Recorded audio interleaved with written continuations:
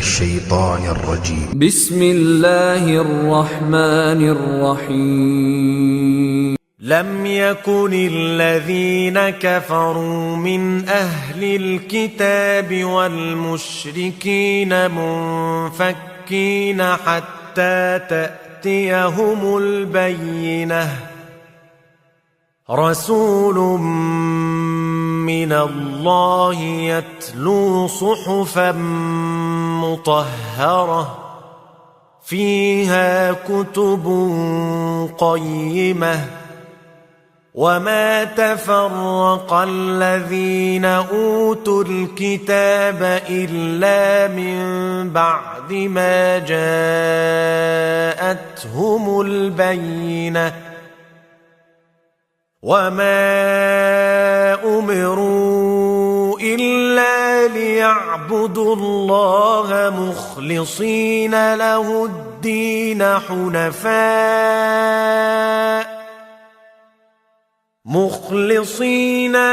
الدين حنفاء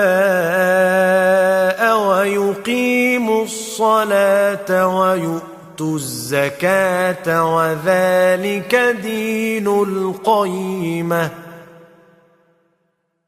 إن الذين كفروا من أهل الكتاب والمشركين في نار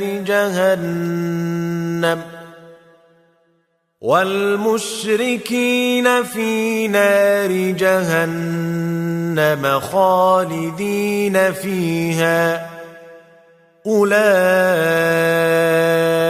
هم شر البرية. إن الذين آمنوا وعملوا الصالحات أولئك هم خير البرية. جزاؤهم عند ربهم جنات عدن تجري من تحتها الأنهار خالدين فيها أبدا. رضي الله عنهم ورضوا عنه ذلك لمن خشي ربه.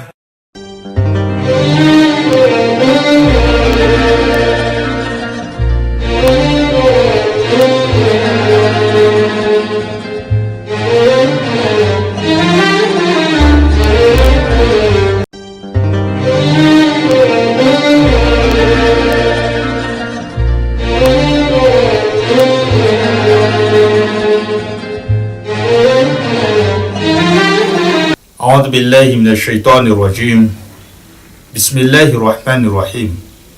الحمد لله رب العالمين، والصلاة والسلام على أشرف الأنبياء والمرسلين سيدنا ونبينا محمد وعلى آله وصحبه ومن اهتدى بهديه إلى يوم الدين. أما بعد، السلام عليكم ورحمة الله وبركاته. Fandaitin nema natni araaba wanskarita panaraka stapaka ni faitarafta TVM amni zo maraina ni alahadi izao. Manaraka zan dia mandefa chudans fandripalemana wamni pamnan sallallahu alaihi wasallam refa avni dera ani tumpo Allah subhanahu wa ta'ala ilay avtstua manakzay. Mandefa yanko chudans fandripalemana wamni fenakavianzan pamnan zani tsimisi ankanavaka. Ari ireo panaradiazy sy ireo zay nanaraka ny sorodarany mandra-patongavany andro farany. Rahala anabavy anatin'ny finoana Islam. Atsika rehetra panaraka ny ty fandarana ty na eto Madagasikara na any ivelany zany nosy malalantsika zany. Ny tenanay sy ny mpikambana rehetra ato amin'ny ty fikambanana as-siratul mustaqim dia faly mandefa fiarabana manokana hoan'ny mpiny Islam rehetra manerana an'izao tontolo zao noho ny fahatrarantsika sy ny fidirantsika indray ao anatin'izany taona vaovao 1440 hijria, zany hoe fotoana vaovao 750 taorian'ny fifindramonina zay nataony mpaminany sallallahu alayhi wasallam. Efa ho herinandro izay no herinandro rahampitso zany no nidirany zay taona vaovao izay eo anatrempino islam. Mazava ho azy araka izany fa ao anatin'ny volana masina antsoina hoe Muharram isika amin'izao fotoana izay resantsika zao. Satria tompo Allah subhanahu wa ta'ala dia niteny ao anatin'ny Qur'an al-Karim ba'da a'udhu billahi minash shaitani rajim. Inna iddata ash-shuhuri 'inda Allahi 12 shahran fi kitabillah yawma khalaqa as-samawati wal ard minha arba'atun hurum. Ni isan'ny volana eo anatrehany tompo Allah subhanahu wa ta'ala dia miisa ho 12 tamin'ny andro zay nanamboarany Allah subhanahu wa ta'ala ny lanitra sy ny tany, ary misy 7 amin'izy ireo dia masina manandanja manamboninahitra eo anatrehany finoana islam. Dia tsy inona zany fa ny volana Dhulqa'da ary ny volana Dhulhijja ary ny volana Muharram izay misy antsika ankehitriny sy ny volana Rajab izay ho avy afaka fitovolana any hoany. Ka amin'ity andro an'ity inshallah tsy mahagaga raha ohatra ka hiresaka n'izany volana Muharram izany itsika, ary indrindra ao anatin'izany volana Muharram zany dia misy ilay andro lehibe anankiray izay antsoina hoe Andro Achoura.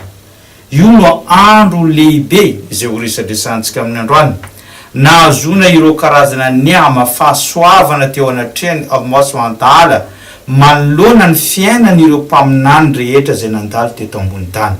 Maromaro zavatra zay ho tanisaintsika eto nanamarika tanteraka an'izany andro ny Achoura izany raha ny finoana islamo no jerena.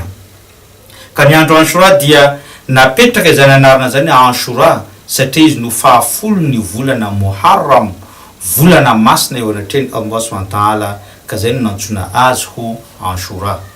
Farapantanina petraka amintsika hoe inona ary mba zavatra nisongadina na ny fahasoavana zay nandalo tao anatin'izany volana Achoura zany, dia ho tanisantsika tsy moramora ireo karazana fahasoavana. Satria maro ireo mpaminany zay nalolalana ny mpaminany Muhammad sallallahu alayhi wasallam nahazo fahasoavana lehibe tao anatin'izany volana Achoura izany.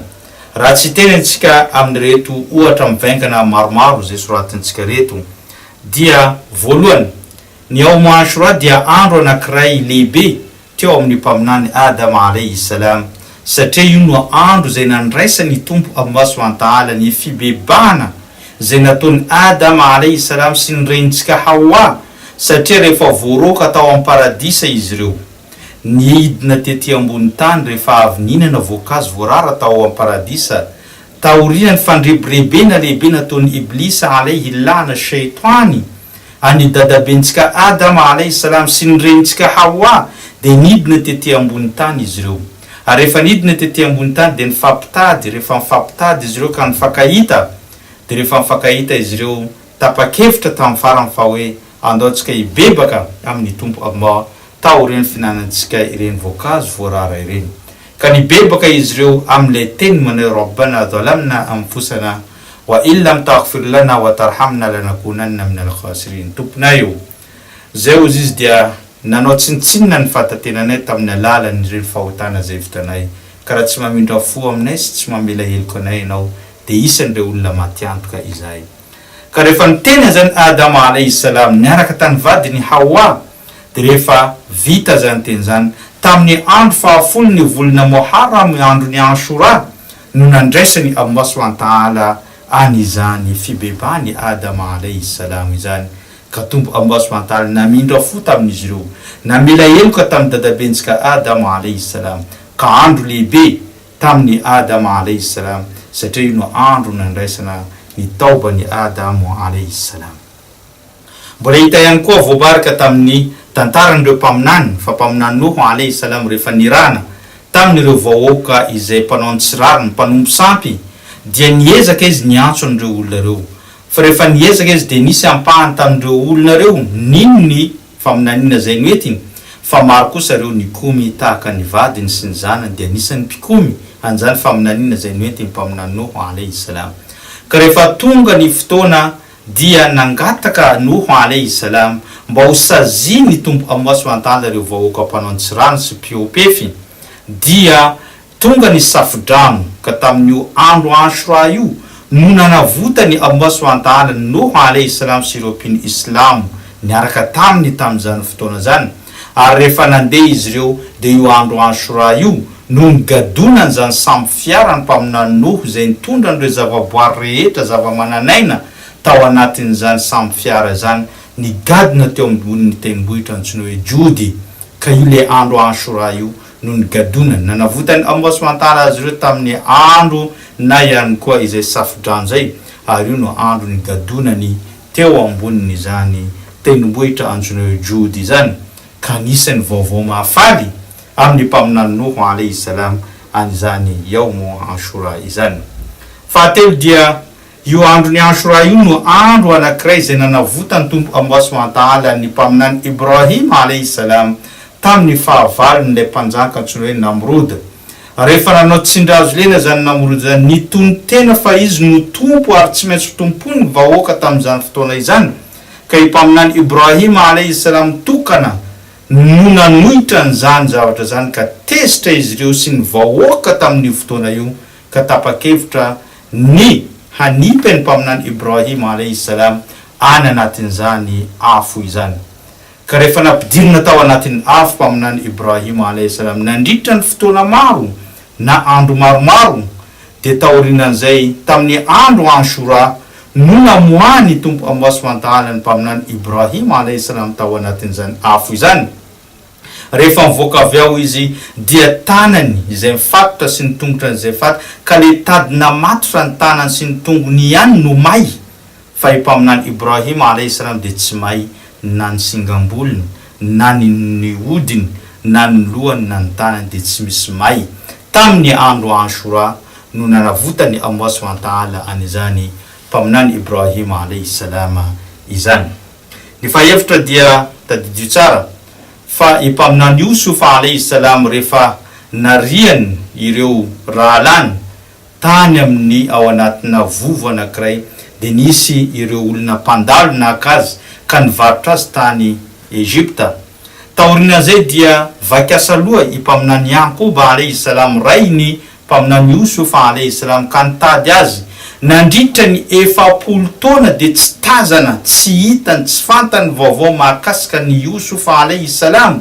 Tsy fantany na maty, tsy fantany na velona, tsy fantany na marary, na lasa andevo, na lasa tahaka ny ahoana izany zanany zany. Nandritra ny 400 andro. Ka tamin'ny Andro Achoura no namerena ny tompo Allah subhanahu wa ta'ala mpaminany Yusuf alayhi salam teo ambaniny zany fiahiny zany mpaminany Yakoba alayhi salam zay rainy zay, ka fifaliana tsy mitratra ny azy ireo ary niverina nahita i mpaminany Yakoba alayhi salam taorinany zany rehetra zany. Midika zany fa ny Andro Achoura dia ny andro lehibe eo anatrehan'ny finoana Islam, ary andro fankasitranany Allah sy andro mpifaliana izany eo anatrehany zany finoana Islamo izany. Ary tadidio ihany koa fa io Andro Achoura io no andro anankiray zay nanavotany tompo Allah subhanahu wa ta'ala anireo zanak'Israely niaraka tamin'ny mpaminany Musa alayhi salam rehefa ninjehan'ny Firaona izy ireo ka nandositra ny alan'ny Egypta ka nijanona teo amin'ny ranomasina mena. Ka manoloanan'izy ireo ny ranomasina mena ary ataorian'izy ireo miaramila ny Pharaon zay manenjika azy ireo tamin'izany fotoana zany, ary vonina nahazo baiko tamin'ny Pharaon fa andeha hamono azy ireo tsy misy atakandro mihitsy. Ka rehefa tamin'izany fotoana zany dia napiakatra tanana i mpaminany Musa alayhi salam, ary nisy moa ampahany tamin'ireo mpanaradia ny mpaminany Musa ny teny manao hoe inna la mudrakuna, atsika dia tratra ny Pharaon amin'ity androany ity. Dia niteny Musa alayhi salam qala kalla innama ya rabbi sayahdi, tsy ozy izy miaraka amiko ilay tompoko ka izy mavita manavitra ay amin'ity fotoana ity. Ka tadidio tsara raha lasa nabavy ny finoana Islam fa tamin'io andro Yawmu Achoura, andro ny Achoura no navitany ireo zanak'Israely niaraka tamin'ny mpaminany Musa alayhi salam no namakivaky ny ranomasina mena niala ny Egypta nandeha amin'ny toerana hafa izay ny ampitany izy ireo. Ka tamin'io andro no nanavotany Allah subhanahu wa ta'ala mpaminany Musa alayhi salam sy ireo zanak'Israely, ary nandeha teany Allah subhanahu wa ta'ala sy nanarendrika any Firaona na ny Pharaon tamin'izany fotoana zany tao anatin'izany ranomasina mena zany ka maty i Pharaon sy ireo miaramila rehetra izay noetiny tamin'izany fotoana zany. Zany karazana hoe famonjena lehibe azony mpaminany Musa alayhi salam sy ireo zanak'Israely tamin'izany fotoana izany. Ary taddio ihany koa fa androny Achoura no andro lehibe nanomezany Tompo Allah subhanahu wa ta'ala an'izany mpaminany Sulaimana alayhi salam ilay fanjakana lehibe izay teo ampelatany. Satria raha jerevantsika ireo mpaminany rehetra tonga teto ambony tany dia samy manana an'izany karazany hoe fahagagana sy ny fanjakana nananany zany, fa kosa i mpaminany Sulaimana no isany nazo an'izany fanjakana izay tsy misy toy izany tamin'ireo mpaminany maro izay nandalo teto ambony tany, satria izy nangataka tamin'ny Allah subhanahu wa ta'ala mba omena an'izany fahefana zany. Ka lasa i mpaminany Sulaimana alayhi salam mavita mibaiko ny rivotra, mavita mibaiko ny jiny, ny olombelona, ny biby, ny zavadrehetra eny fa an-dranomasina, aty an-tanety, eny anabakabaka dia i mpaminany Sulaimana no mibaiko an'izany rehetra zany. Ary tsy vitan'izany izy mahafantatra ireo teny vitsika, teny trondro, teny biby vorona, dia fantatry ny mpaminany Sulaimana avokoa. Ka tamin'ny andro Achoura no nanomezany Tompo Allah subhanahu wa ta'ala an'izany voninahitra lehibe sy izany karazany hoe pouvoir lehibe izay nananany mpaminany Sulaimana alayhi salam tamin'izany fotoana izany. Ary taddio ihany koa fa tamin'ny andro Achoura ihany koa no nanavotany Tompo Allah subhanahu wa ta'ala any mpaminany Yunus alayhi salam tamin'ny tao anatin'izany kibony baleine izany. Satria mpaminany Yunus alayhi salam rehefa nirahany Tompo Allah subhanahu wa ta'ala mba andeha hiantso ny vahoaka teo amin'ny tanàna izay nisy azy dia tsy niandry ny ordre na didy avy amin'ny Andriamanitra tamin'ny Tompo Allah subhanahu wa ta'ala, satria rehefa tsy nety nanaraka ny finoana izay noetin'ireo olona reo ka nandeha tsy nahazo ordre na didy avy amin'ny Allah subhanahu wa ta'ala, ka rehefa nitengina sambo izy na botry dia lasa navesatra izany botry zany ka nataony antsapaka dia anarany mpaminany Yunus alayhi salam no mivoaka tao, ka tsy maintsy izy zany no alaina atsipy any anatin'ny ranomasina. Rehefa natsipy tany anatin'ny ranomasina izy dia ny baleine no naka azy napidiriny tao anatin'ny kibony. Ka tamin'ny andro Achoura taoria ny fiangaviana mafy, talaovana mafy nataony mpaminany Yunus alayhi salam tamin'izany fotoana zany no namoahany Allah subhanahu wa ta'ala azy tao anatin'ny kibony baleine izany. Ary tamin'ny andro ny Achoura no nivoahany zany mpaminany Yunus alayhi salam tao anatin'izany kibony izany baleine izany. Ary taddio ihany koa fa tamin'io andro Achoura io ihany koa no nanafahany Tompo Allah subhanahu wa ta'ala ilay fitsapana lehibe nahazo ny mpaminany Ayuba alayhi salam. Satria mpaminany Ayuba alayhi salam anisan'ireo mpaminany izay notsapaina tamin'ny alalan'ny areti-koditra, zany hoe lasa nisy areti-koditra nandritra ny ampolo taonany maro izy teto ambony tany nefa navita niaritra. Ka rehefa nangataka tamin'ny Allah subhanahu wa ta'ala mba ho isorona amin'izay ireo areti-koditra sy ny fijaliana fiaretana nataony mpaminany Ayuba alayhi salam zany, dia tamin'ny andro Achoura no namaliany Tompo Allah subhanahu wa ta'ala ny karazana hoe doa zay nataony zany mpaminany Ayuba alayhi salam zany. Ary tamin'io andro Achoura io no natonga azy hafitra tamin'izany karazana fijaliana sy fitsapana lehibe eo teo amin'izany fiainany zany.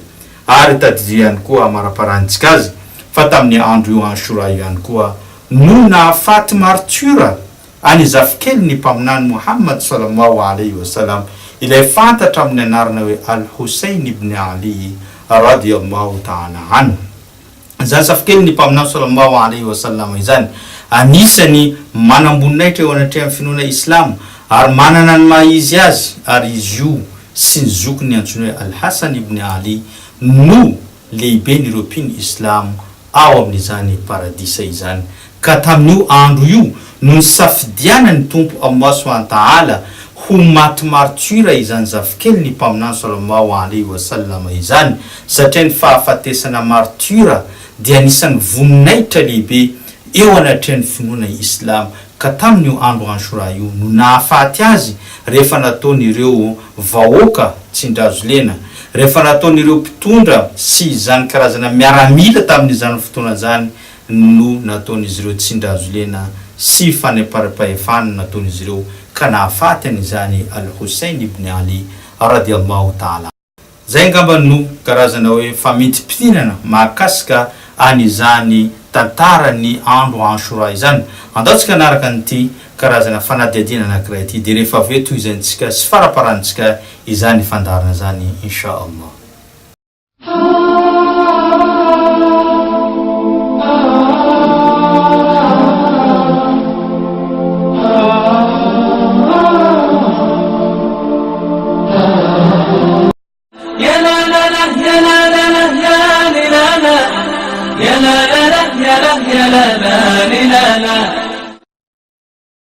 آمنت بالله وملائكته وكتبه ورسله واليوم الآخر والقدر خيره وشره من الله والبعث بعد الموت لا إله إلا الله. آمنت بالله وملائكته وكتبه ورسله واليوم الآخر والقدر خيره وشره من الله والبعث بعد الموت لا إله إلا الله لا إله إلا الله لا إله إلا الله لا إله إلا الله محمد رسول الله لا إله إلا الله لا إله إلا الله لا إله إلا الله محمد رسول الله. الله faith is belief in Allah and the messengers, the angels and the final day and the holy scriptures, to believe in destiny that good and bad both come from Him, and the resurrection. There is no God but Allah. La ilaha illallah, la ilaha illallah, la ilaha illallah, Muhammad Rasulullah. La ilaha illallah, la ilaha illallah, la ilaha illallah, Muhammad Rasulullah.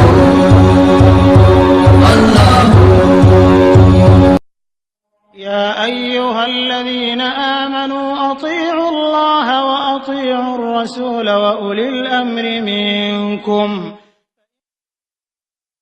أعوذ بالله السميع العليم من الشيطان الرجيم. بسم الله والصلاة والسلام على رسول الله أما بعد.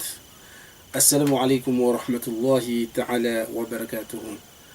ديرس فنيت نوتلتسيكا على بحاري أني زوت تلزو على السودان متفتف وتلتسيكا بمناني محمد صلى الله عليه وسلم واني في أنا كفيني أرواني روبان ردياز سودان سفندي باليمانا sifaswavana ari indra fony tompo le afitsotoange ho antsika rehetrarehetra zay manaraka nytizana mpandarana anankiray émission islamika ity. Androana ngamba itsika iresaka ndray mbola mikasika an'izany trangam-piarahamonina amin'ny faritra ny foko arabo ny faritra ny Madina na ny faritra ny Maka iny androany. Raha ohatra ka narahantsika izany mikasika an'izany hoe ididiny ilay pahary zany hoe talohany zany fanjakany ro habibina fanjakany haratsiana sy fanjakana zany adidiny besandry nisy tam'izany fatrany arabo na fatrany Maka na fatrany Madina iny zany hoe talohany vaninandro fona islam zany rehetrarehetra zany. Rehefa tonga zany fona al-islam izany dia nametraka ny lamina rehetrarehetra, metraka ny filaminana, nametraka ny hasiny zoma olona ary nametraka koa zany hoe zo hasina ny indrindra ny zany reny mpianakaviana zany na ny zany vehivavy zany satria voasoso koa na ny zo zany vehivavy zany talohany zany vaninandro fonona islam mbola fonona islam ihany niady sy nametraka zo hasina zany maholona ny indrindra ho an'izany vehivavy na tovavy na zany reny mpianakaviana hoe lanjany zany reny zany eo anatin'izany tokatrano zany na eo anatin'izany fiarahamonina izany. Satria paminantsika Muhammad sallallahu alaihi wasallam zay ampianatra atsika Azany hoe reny zany dia sakaiza voalohany ho an'ny zanaka vavy na ho an'ny zanaka lahy, ary zany mbola sakaiza voalohany eo anatrihan'ny vady difomandriny ao anatin'izany tokantrano izany.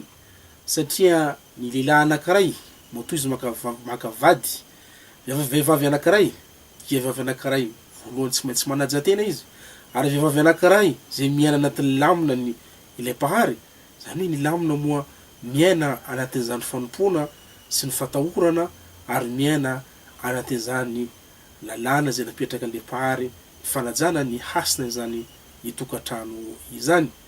Efa mampaneno ankehitriny maro mampatahotra mihitsy mieritreritra no avy ireo zanakatsika indrindra ireo tanora, ahoana ary raha vao miditra amin'izany sehatra famatorana amin'izany fanambadiana izany, ireo tanoratsika reo hahita an'izany kalitaona vehivavy ohatran'izany ve reo, mahitahita kalitaon'ny vehivavy ohatran'izany, tovavy ohatran'izany ve izy reo, ary mbola misy ve zany vehivavy zay nilazaintsika manana zany toetra zay nitanesantsika teo aloha izany. Da ho arantsika iresaka amin'ny faritra ny tanànan'ny Madina sy ny faritra ny tanànan'ny Maka amin'ny toerana misy andreo foko arabo reo. 700 sy arivo taona izao averinany zany taona izany, mba hafantarantsika fa hoe lavitra ny izany taona izany, efa taona maromaro niainana izy reo na arivo taona 700 sy arivo taona ny fametrandreo ny zo hasina ny vehivavy izany, satria izany no reharehanao, satria izany no vady difomandrinao, satria izany reharehanao, satria raha zanaka ohatrany tovavy anankiray izy, raha ohatra misy maka an'izany miditra anaty famatorana fanambadiana izany, misy maka vady zany zanakanao zany, satria izany faniriny ny tovolahy anankiray ho reny mpiay ao anatin'izany tokantrano izany, reharehanao rem-pianakaviana sansy rem-pianakaviana, ary rehareha ho an'ny raim-pianakaviana sy renim-pianakaviana indrindra eto amin'ity nosy malalantsika ty. Izany tovavy anankiray mivoaka amin'izany fampiakaram-panambadiana izany. Saroto ny finoana Islamo raha amin'izany fitaziana zany vehivavy zany, ary saroto ny finoana Islamo mikasika an'izany hoe vehivavy takany ahoana vao miditra an'izany famatora mpanambadiana izany. Ao andao arantsika iverina amin'le tantara tiatsika atongavana amin'izany. Nandritra an'izany taona maro, arivo taona maro izany, raha niaina n'io faritra anankiroa ireo mikasika an'izany fametrahana ny zo asina an'izany vehivavy zany, mandraky tia n'androany raha lahy ranabavy, mandraky tia n'androany arivo taona, 700 sy arivo taona, 700 sy arivo taona mandraky tia n'androany. Fa tena sarotony ireo olom-ponona, ireo mpanompon'ny Andriamanitra ireo amin'ny faritra eny raha mikasika zany fanakonana miendrika mambika, ary indrindrandrindra ny fitazaina hoe kalitao ny fitazaina takany ahoana moa mahitoetra vehivavy anankiray mba hoe anatin'izany famatorana zany, hoe ny famatorana tiatsika tenenina eto zany dia hoe ahoana na zahoditsika zany vokatra tsara, tsy mampitovy amin'ny vehivavy amin'ny vokatra anie zay, satria matotsika mamboly dia mitady vokatra tsara, ary matoa tadavina ny vokatra tsara zany mba hampandehan'le vokatra, mba afatsika mikirakira n'le vokatra. Dia tahakan'izany koa ny vehivavy anankiray zay ao anatin'le tokantrano manam-paniriana, tsisy renim-pianakaviana na ray-pianakaviana, hanam-paniriana hoa hoe eritreritra fa hoe izany zanaka ny vavy anankiray izany dia iaina anatin'ny fiainana tsy lavrary, tsisy olona manira an'izany, ary tsisy anira an'izany koa ny hoe raim-pianakaviana na ny anadany vehivavy reo zany hoe hanana eritreritra hoe zoda zany hoe olona anankiray zay olona manalavitra an'izany fatahorana an'izany hary ilay avitsy toa izany. Satria matotsika sarotiny amin'izany zanaka efa novolavolaina sy ny tazana tanatin'ny famatora sy ny fatahorana sy ny aina tanatin'ny favitosam-ponona ny fanajana ny didin'izany tompo zany, tianana misotsika mitaky valiny tahaky izany hany, mendrika ho azy lehilahy tovolahy anankiray tahakan'izany hany no akavady an'izany tovavy izany. Raha ohatra ka resantsika ary izany faritra ny Madina sy ny faritra ny Maka mikasika zany tovavy izany na ny renim-pianakaviana zany, tena afaka tahaka tokoa ho antsika nosy malalantsika ety izany fomba fiainan'izy ireo zay ny anatinatiny 7 fotoana miaina amin'ny zavatra resantsika rehetrarehetra izany. Na ninona tsy mba takatsika eto amin'ny Tinosy Malalatsika ty hoe nanomboka atsika ny tafy ny vehivavy dia ny afara ny boritana. Ny omby ara nalainy rambony nanakona ny enatra. Sanatria tsy mampitovy ny omby amin'ny vehivavy ao ankehitriny. Mampalahelo ary tena marary na ny fo miteny zany rehetrarehetra zany. Marary ary tena marary. Raha ohatra ka sehatra ny vehivavy ny resana amin'ny Tinosy Malalatsika ity. Atsika malagasy raha ohatra ka resana ny soatoavina dia ny vehivavy malagasy tsy mba hitanao zany nanao an'izany pataloha zany. Fa ny vehivavy malagasy dia manao an'izany jipo zany eny hatramin'ny tonga any amin'ny tongotra mihitsy ny fanaovana zany jipo zany. Farafaratsy ny aty Manasadanjo no hitanao zay hitanay toetra tamin'ny anabavinay zany, hitanay toetra tamin'ny reninay zany. Fa maninona tsy hitatsika zany ankehitriny? Vokatra ny fanatotoloana, vokatra ny fivoahana zay nentin'ireo vazaha zay nanimba ny fiarahamonina sy ny soatoavina atsika eto amin'ny Tinosy Malalatsika ty. Eny miaina ao anatin'ny tsy fandriampahalemana atsika. Voakitsakitsaka ny hasiny sy ny zo sy ny hasiny sy ny zon'ireo vehivavy sy ireo renim-pianakaviana hiara-ny herisetra sy ny habibiana inoko maromarina fa raha mbola olombelona nivoaka tamin'ny reny ihany atsika rehetrarehetra dia tsy maintsy manana fo anankiray mangoraka sy fo anankiray malahelo satria ireny dia raha ihany reny renim-pianakaviana ireny. Tsy misy zanak'olombelona na zavatra hafa mety asolo an'izany reny zany. Tsy misy asolo an'izany rehetrarehetra izany. Inoko maromarina fa raha mbola lio anankiray aminao anabavinao dia marary anao. Mahita azy hiara-ny herisetra sy ny habibiana ary mahita azy hiarandreo vony sy kapoka zany ao anatin'izany tokantrano zany. Tsy mendrika an'izany reny vehivavy reny zany rehetrarehetra izany. Tsy reny mihitsy no faniriny raim-pianakaviana sy ny renim-pianakaviana ho an'ireo zanaka ny vavy ao anatin'izany tokantrano izany. Fa maninona n'izany ny toetra rehetrarehetra zany? Tsy fametratsika ny asina sy ny zony vehivavy eny mahatonga zany rehetrarehetra zany. Tsy fametratsika lanja ambony an'izany reny eny mahatonga zany rehetrarehetra izany. Ary mahatonga zany toetra ny fanajana ny fametrahana zony asina ny mahavehivavy sy mahatonga zany mipetraka amin'ny faritra ny Madina sy ny faritra ny maka amin'ny toerany Arabo iny le lalam-pandroena n'ilay tompo lepahary mihitsy efa niloloavin'izy ireo amin'ny tapondohan'izy ireo efa zay mihitsy le lalam-pandroena na iainan'izy ireo izany dia akatoavin'izy ireo ary endry izy ireo ary mianakalalala izy ireo amin'izany lalàna ny tompo le avotsotoa izany. Tsy hainandreo tsy antery ny hainandreo an'izany rehetrarehetra izany. Lazaina fa sy folo isan-jato voaka malagasy dia n'olom-ponoana avokoa. Tena marina zany. Olom-ponoana atsika fa tsy miaina ao anatin'le fonoana. Zaka samy hafa ne zany. Ray n'olom-ponoana, ray miaina ao anatin'izany fonoana izany. Raha jerena zany tsy mbola ahafantatsika zany fomba fiainana ao anatin'izany fonoana izany. Tsy ny sitraponao ny ataonao fa ny sitrapony ilay pahary. Tsy anao no mametraka ny lamina fa ny lamina napetraka n'ilay pahary. Matoa misy ny tsy filaminana mbola le lamina napetraka atsika zanak'olombelona ny napetraka atsika. Fa raha lamina napetraka n'ilay pahary napetraka atsika inoko maromarina fa izany lamina izany dia lamina tonga lafatra. Satria izany ho afaka ny andrindra sy ny andamina ny fiarahamonina misy atsika. Izany lamina napetraka n'ilay pahary fametrahana zoasina vehivavy zany izany ihany no afatsika mametraka lanjan'ireo vehivavy sy ny tovavy fa tsy lamina napetraka atsika zanak'olombelona. Izany rehetrarehetra zany dia mitaky tanteraka fa fidirantsika lalina tanteraka ao anatin'izany fonoana izany. Fa tsy olo-ponoana atsika fa olo miaina ao anatin'ny fonoana isika fa tsy olo-ponoana atsika manomboka androany. Andao hialantsika amin'izany resaka teny hoe olo-ponoana izany. Fa atsika le olona miaina ao anatin'le fonoana fa tsy aty ivelany fotsiny antsoina hoe olo-ponoana ianao. Ahoana iananao anatin'izany fonoana izany?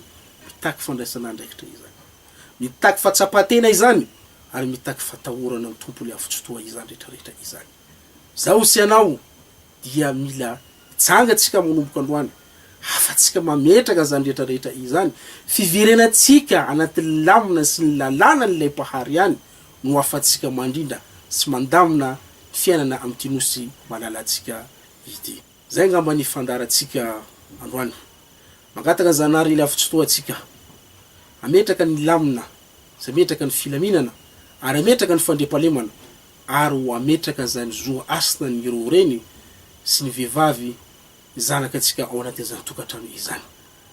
Magataka aminao zay zanahary lefitsy toa, ary tsy amin'ny anindra fonao mba hahafana miaina ao anatin'izany fahasoavana vela aminao zany. Satria raha tsy ho vela tokoa ny eloka anay, ahoana moa no rotsany fahasoavana ty aminay? Avelao ny eloka anay tompo lefitsy toa, ary arotsany fahasoavana. Ary tovy miaina ao anatin'ny fandriampahalemana sy ny filaminana sy ny fiadanana angetiny nosy manana ity. Amin, amin, amin ya rabbil alamin. Barakallahu fika.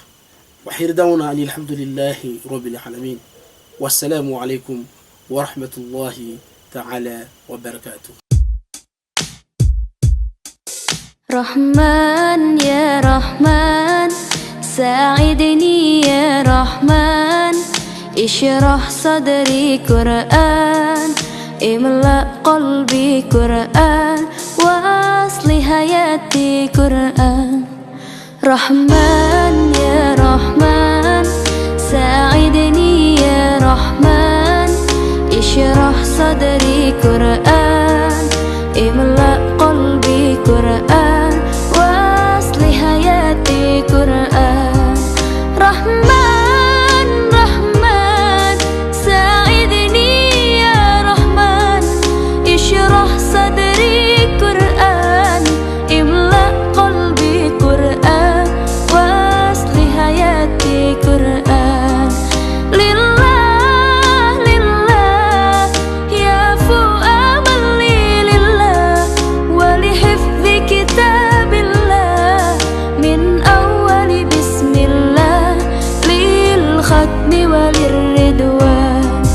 رحمن يا رحمن ساعدني يا رحمن اشرح صدري قرآن املأ قلبي قرآن واصلح حياتي قرآن.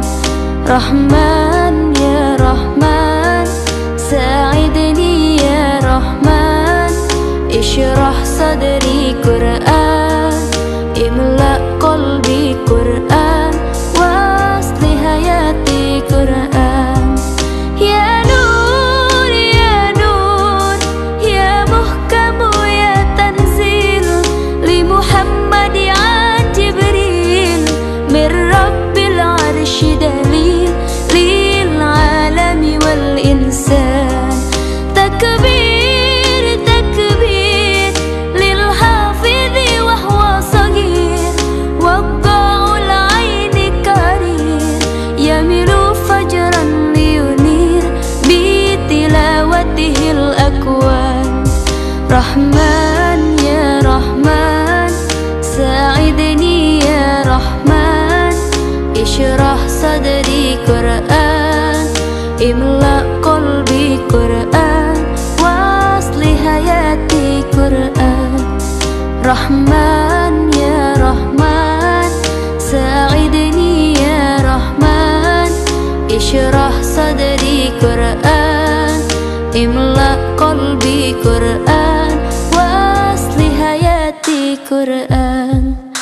الله الله اللهم اجمعنا بكتابك وانفعنا واجعله لنا حسنا وهدى أبدا ومان.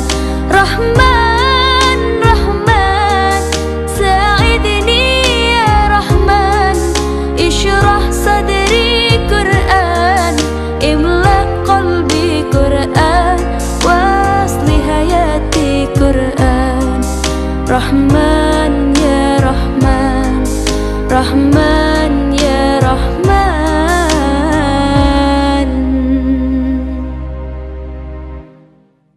Sanabavina ty finoana islam tonga eto ampamarana ny fandarana antsika amin'izao fotoana iresadresantsika izao.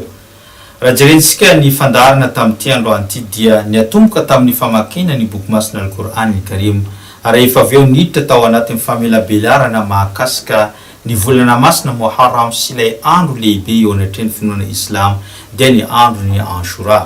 Araka ny voalazantsika teo fa andro ny Achoura dia andro fahafolo amin'ny volana Muharram zay nitrangana ireo karazana fahasoavana maro azon'ireo mpaminany rehetra zay tonga teto ambony tany. Anisan'izany mpaminany Adam, mpaminany Noh, mpaminany Ibrahim, mpaminany Yusuf, mpaminany Yakob, mpaminany Sulaiman alayhi salam, mpaminany Musa, mpaminany Yunus, reny rehetra reny dia nahazo fahasoavana tamin'izany volana Achoura na ny andro ny Achoura izany. Midika izany fa ny andro ny Achoura dia andro mpifaliana, andro karazana fankasitrahana any Tompo Allah subhanahu wa ta'ala tamin'ireo karazana fahasoavana zay nomeny ireo olon-dehibe ny alolalina antsika tao anatin'izany finoana izany. Fantarina mipetraka amintsika rehetra hoe inona ary no zavatra zay tokony ataonao mandritra an'izany fahafolo ny volana Muharram izany, na ihany koa izany andro lehibe nanavotany Allah subhanahu wa ta'ala an'ireo mpaminany tety ambony tany zany. Dia valiny dia tsotra ny fifehezana no mariky mifankasitrahanao any Tompo Allah subhanahu wa ta'ala amin'izany andro ny Achoura izany. Dia ny fomba fifehezana io araka voalaza andreo manampahaizana, na ianao mifehy ny andro fahasivy sy fahafolo, na ianao mifehy ny fahafolo ka hatramin'iraiky sy raiky amby folo, na ianao mifehy ny fahafolo ny volana Muharram irery any. Zay no fampianaran'ireo manampahaizana ao anatin'ny finoana Islam mba ho fankasitrahanao any Allah subhanahu wa ta'ala. Inona no antony tenenitsika an'izany? Satria fantaro tsara fa voarakitra ao anatin'ny bokin'ny Bukhari, zany hoe hadisa azontsika tamin'ny Sahih al-Bukhari wa Muslim, fa i mpaminany sallallahu alayhi wa sallam dia nifehy tamin'ny andro ny Achoura. Ary rehefa mifindra-monina tao a Madina izy dia niteny izy tamin'ireo sahaba na nomedidy izy anireo sahaba hoe aoka nareo ifehy amin'ny andro Achoura. Ary talohany zany na voadidiny zany fifehezana amin'ny volana Ramadan. Ka rehefa tonga ilay didy nandidynsika amin'ny fifehezana tamin'ny volana Ramadan dia niteneny ny mpaminany sallallahu alayhi wa sallam manao hoe man sha'a samahu wa man sha'a tarakahu. Zay olona te hifehy amin'ny andro ny Achoura dia afaka mifehy, fa zay olona tsy te hifehy kosa dia afaka tsy mifehy. Zany hoe rehefa nifindra-monina tao a Madina izy talohany nandidina an'izany fifehezana izany dia obligatoire tamin'ny mpino Islam ny fifehezana amin'ny andro ny Achoura. Fa kosa rehefa tonga ny didy nandidy antsika amin'ny fifehezana isam-bolana na isan-taona amin'ny volana Ramadan dia lasa sunna na anisan'ny fomba ampanao fotsiny ny mifehy amin'izany, tsy obligatoire. Marintsika eto fa ny fifehezana amin'ny volana Achoura na ny andro ny Achoura dia tsy obligatoire, fa kosa ianao zay mifehy amin'izany dia azo tombotsoa lehibe, satria rehefa nantaina mpaminany sallallahu alayhi wa sallam dia namaly io zay ny fifehezanao amin'ny andro ny Achoura dia mamafa ny fahotana zay vitanao tamin'ny taondasa. Zany hoe ny fifehezanao amin'io volana amin'ny andro ny Achoura io mamafa ny fahotanao volana na ihany koa taona iray lasa zay nidiavinao teo. Ary rehefa tonga tao Madina ihany koa mpaminany sallallahu alayhi wa sallam dia nahita ireo Yahody, ireo Jiosy nifehy tamin'izany andro ny Achoura zany, ka nanontany izy manao hoe fa maninona ianareo Jiosy no mifehy? Dia namaly izy ireo io no andro nanavotany Tompo Allah subhanahu wa ta'ala ny bani Israely, ireo zanaky Israely sy ny mpaminany Musa. Dia niteny izy tamin'ireo sahaba manao hoe nahnu ahakku bi Musa minhu, atsika mananjota teraka amin'ny Musa mihoatra n'izy ireo, satria zany mpaminany zany anisan'ny mpaminany lehibe eo anatrehan'ny finoana Islam i mpaminany Musa alayhi salam. Ka ny tsara ataontsika zany amin'io andro dia mifehy, na ianao mifehy ny andro fahasivy sy fahafolo, na ianao mifehy fahafolo ka hatramin'ny sira faharaiky amby folo, na anao mifehy ihany ny fahafolony izany andro ny Achoura izany. Ka raha ataontsika jeritodika zany ny calendrier amin'io herinandro avy io zany dia amin'ny faha 7 sy faharoapolo ny volana izay diavintsika septambra aty no misy an'izany fahasivy sy fahafolo zany, ary faharoapolo sy faharaiky amby roapolo no misy ny fahafolo sy faharaiky amby folo ny volana Muharram. Ka ianao zany na ianao mifehy zany le 19 sy le 20, na ianao mifehy le 20 sy le 21, na ianao ihany koa ifehy le 20 fotsiny dia mety avokoa zany araka mivoalazan'ireo manampahaizana ao anatin'izany finoana Islam. Marina zany ety ampamaranina fa ny andro ny Achoura amin'ity fotoana ty, amin'ity taona ty dia amin'le 20 septambra izay hodiavintsika tsy ho ela ety. Inshallah mangataka amin'ny Allah subhanahu wa ta'ala mba omeny Tompo Allah subhanahu wa ta'ala atsika karazana fahasalamana ihany koa sy fahombiazana hatratrany zany volana Achoura izany, arety zay ampamarana dia mbola faly miarabantsika tamin'ny fahatrarantsika ihany koa izany taona vaovao 1440 izay ny tena ny dia misaotra anareo ary mandefa fisorona ho an'izay rehetra nanaraka nyity fandarina ty mametraka ny mandrapitafa ho amin'ny herinan'ito zao. Wassalamu alaikum wa rahmatullahi wa barakatuh.